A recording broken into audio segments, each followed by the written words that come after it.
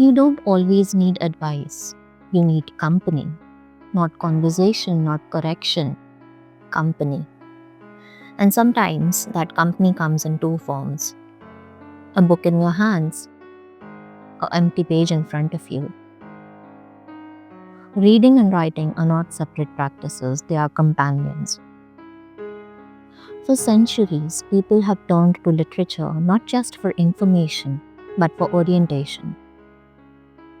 Long before therapy became formalized, people read poetry to survive grief. They copied passages into notebooks, they wrote letters they never sent. The practice of using literature as emotional support is well documented. Hospitals, universities, and clinical settings have integrated structured reading programs because stories regulate emotion, expand perspective, and reduce isolation. But you do not need an institution to experience this. You need attention.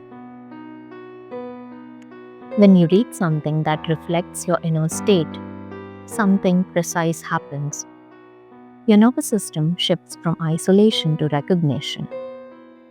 Oh, someone else has felt this. When Emily Dickinson writes, "I measure every grief I meet," she is not solving grief, she is witnessing it. And witnessing stabilizes. Reading allows you to borrow language when your own feels insufficient. What if the right paragraph can steady you more than a solution? Ever thought about that?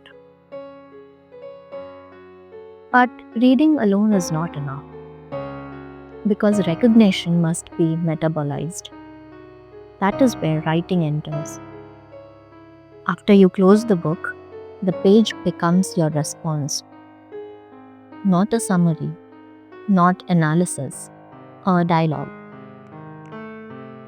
What did this stir in me?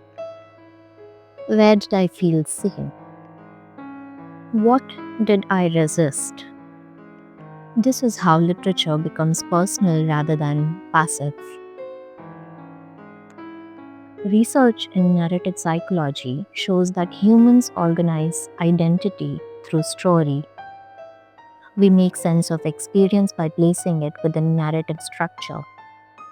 When you read, you encounter structured emotion. When you write, you structure your own. Together, they create coherence. Coherence reduces distress more reliably than distraction ever could. So try this. Read slowly for 10 minutes. Underline one sentence that makes you pause. Then open your journal and begin with, "This line stuck with me because." Let the writing move from the text to your life.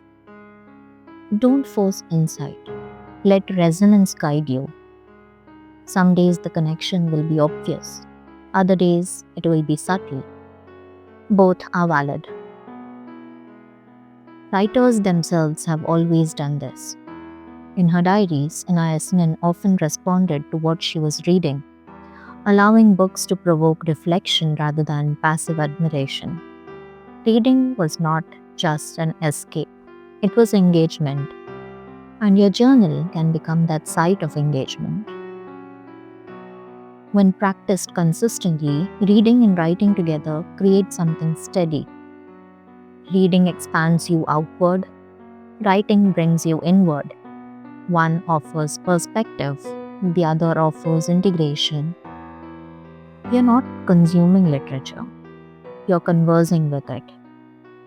And that makes the difference. On days when you feel unanchored, pick up a book. On days when you feel full but undefined, open your journal. Let one hold you, let the other hear you, and notice how quietly you begin to feel accompanied.